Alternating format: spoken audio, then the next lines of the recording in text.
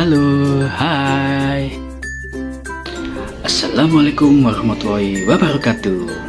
Bagaimana kabar kalian semua? Baik-baik kan? Guru Aji dengan NIM 195200019. Kali ini saya akan membawakan sebuah materi yang berjudul Puisi Rakyat. Pasti pada penasaran kan? Yuk kita tonton videonya. Kalian tahu nggak sih apa sih puisi rakyat itu? Kira-kira apa ya? Oke, saya jelaskan ya. Puisi rakyat atau disebut juga puisi lama atau disebut juga puisi terikat, yang terikat oleh aturan, misalnya suku kata, baris, bait, dan rima.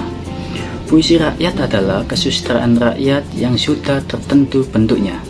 Biasanya terdiri atas beberapa deret kalimat. Ada yang berdasarkan mantra, panjang pendek suatu kata, lemah tekanan suara, atau hanya berisikan rima. Kalian tahu nggak sih apa sih ciri-ciri puisi rakyat itu? Apa ya kira-kira? Yuk, mari kita lanjutkan pembahasan ini. Ciri-ciri puisi rakyat. Yang pertama, tidak dikenal siapa nama pengarangnya karena merupakan hasil turun-temurun. Yang kedua, ada penyampaiannya lewat mulut ke mulut, jadi disebut sastra lisan.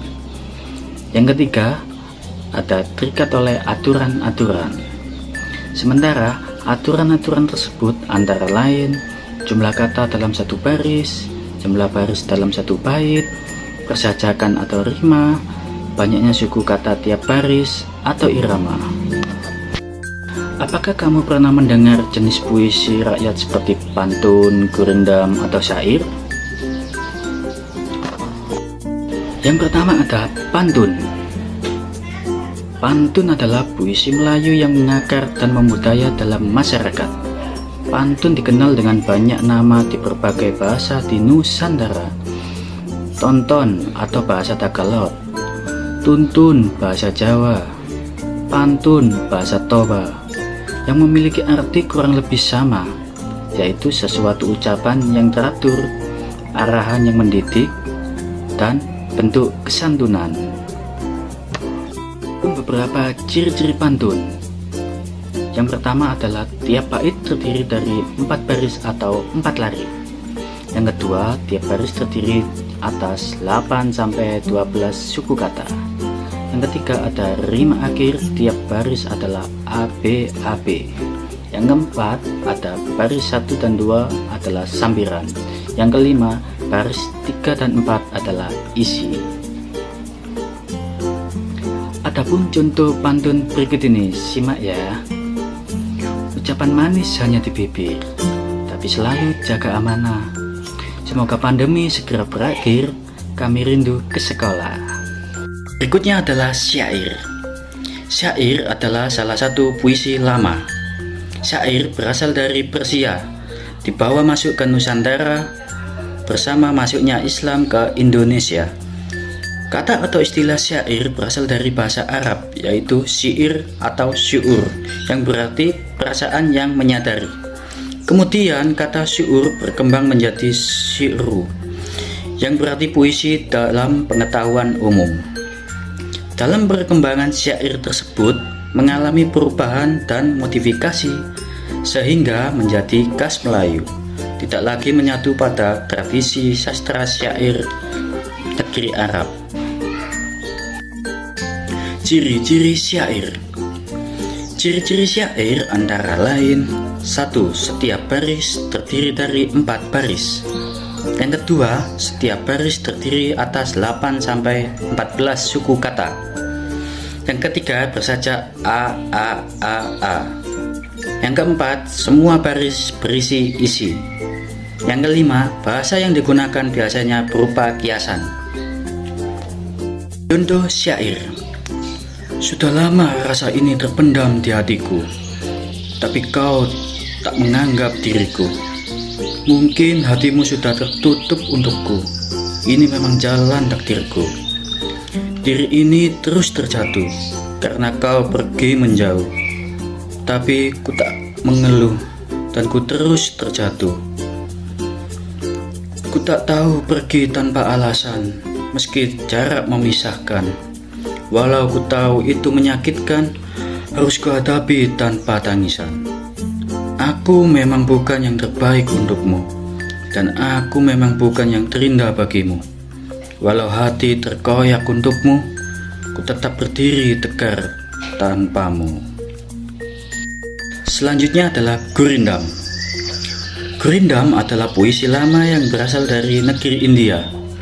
Istilah Gurindam berasal dari India, yaitu Girindam, berarti mula-mula atau perumpamaan.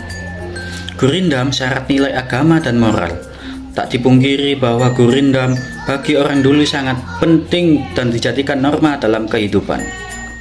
Gurindam memiliki ciri khas berikut. 1. Terdiri atas 2 baris dalam sebait. 2. Tiap baris memiliki jumlah kata sekitar 10-10 kata. Yang ketiga, tiap baris memiliki rima sama atau bersajak AA, BB, CC, dan seterusnya. Yang keempat, merupakan satu kesatuan yang utuh. Baris pertama berisi soal, masalah, atau perjanjian. Yang kelima, baris kedua berisi jawaban akibat dari masalah atau perjanjian pada baris pertama, yang merupakan isi atau maksud Gurindam terdapat pada garis kedua. Yang keenam, isi Gurindam biasanya berupa nasihat, filosofi hidup, atau kata-kata mutiara.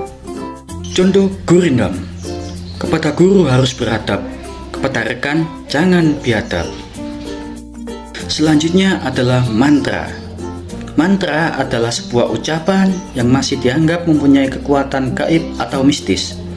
Terdiri atas beberapa rangkaian kata yang memiliki irama. Ciri-ciri mantra. 1. Mantra terdiri atas beberapa rangkaian kata yang memiliki irama. Yang kedua, isi dari mantra berhubungan dengan kekuatan gaib. Yang ketiga, berbentuk puisi yang isi dan konsepnya menggambarkan kepercayaan suatu masyarakat pada saat itu. Yang keempat, mantra dibuat dan diamalkan untuk tujuan tertentu. Yang kelima, mantra didapat dari cara gaib, seperti keturunan atau mimpi, atau bisa juga diwarisi dari perguruan yang diikuti. Yang keenam, mantra mengandung rayuan dan perintah. Yang ketujuh, mantra memakai kesatuan pengucapan. Dan yang terakhir, yang kedelapan adalah sesuatu yang utuh dan tidak bisa memahami melalui setiap bagiannya. Contoh mantra. Ini ada mantra untuk pengobat sakit perut. Gelang-gelang si gali-gali malukut kepala padi, air susu keru asalmu jadi, aku sapa tidak berbunyi. Begitu cara pengucapannya. Selanjutnya ada Karmina. Karmina atau disebut juga dengan pantun kilat adalah pantun yang terdiri dari 2 baris. Baris pertama adalah sampiran dan baris kedua adalah isi dengan pola sajak lurus AA. Karmina. Yang ke-1 ada Karmina terdiri dari 2 baris. Yang kedua, Karmina bersajak AA atau BB. Yang ketiga, baris pertama disebut sampiran. Yang keempat, baris kedua disebut isi. Yang kelima, baris pada Karmina terdiri dari 8-12 suku kata atau 4 suku kata. Yang keenam, diantaranya sampiran serta isi tidak ada hubungan dengan yang lainnya. Yang ketujuh, tergantung 2 hal yang bertentangan, yakni rayuan maupun perintah. Yang kedelapan, pada setiap baris harus selalu diakhiri dengan tanda koma, kecuali pada baris keempat, yakni selalu diakhiri dengan tanda titik. Berikut adalah contoh Karmina. Selanjutnya adalah Seloka. Bukan Arya Seloka ya. Seloka merupakan bentuk puisi Melayu klasik. Biasanya ditulis 4 baris memakai bentuk pantun atau syair. Kadang juga ditemui seloka yang ditulis lebih dari 4 baris. Ciri-ciri seloka. 1. Terdiri dari 2 baris panjang pada setiap baitnya. Yang kedua, setiap baris harus terdiri dari 18 suku kata. Yang ketiga, antara isi bait pertama dengan bait selanjutnya harus berkaitan atau berhubungan. Yang keempat, seloka tidak memiliki ikatan dengan persajakan. Yang kelima, isi seloka harus berupa nasihat maupun petua. Yang keenam, baris pertama dan kedua adalah sampiran, serta baris ketiga dan keempat adalah isi. Yang ketujuh, bersajak AB. Berikut adalah contoh seloka. Pagi disambut kicauan burung, langit dihias arakan mega, ceria tampak wajah tak murung, semangat bekerja terus berkarya. Selanjutnya ada talibun.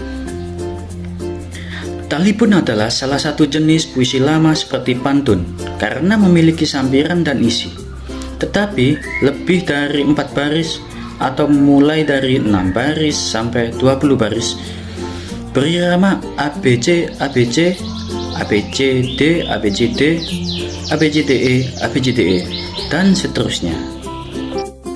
Berikut ciri-ciri talibun. 1. Mempunyai jumlah baris genap. 2. Setiap baris memiliki 8-12 suku kata. Yang ketiga, terdapat beberapa baris dalam rangkap untuk menjelaskan suatu pemberian. Yang keempat, gaya bahasa menggunakan pengulangan yang berirama. Yang kelima, isi berdasarkan pada suatu perkara yang diceritakan secara terperinci. Yang keenam, tiada penyambayang, sebab setiap perangkap menjelaskan suatu keseluruhan cerita. Yang ketujuh, menggunakan jenis puisi lain untuk pembentuknya, seperti syair atau pantun. Yang kedelapan, memiliki fungsi sebagai penjelas suatu perkara. Yang kesembilan, menggunakan gaya bahasa yang luas dengan melakukan pengulangan dan lainnya. Yang terakhir, yang ke-10, menjadi bahan penting terutama dalam pengkaryaan cerita libur lara. Berikut adalah contoh talibun. Kapal pesiar gagal berlayar, kirana hujan beserta badai, petir pun tak ingin kalah bersaing. Baiknya kita rajin belajar agar kita tetap tercapai untuk masa depan yang gemilang. Itu tadi penjelasan tentang sekilas info tentang puisi rakyat. Semoga bermanfaat bagi yang menonton serta menambah ilmu bagi yang menonton. Terima kasih atas dukungan. Jangan lupa like serta komentarnya ya. Saya pamit undur diri. Assalamualaikum warahmatullahi wabarakatuh. Dadah.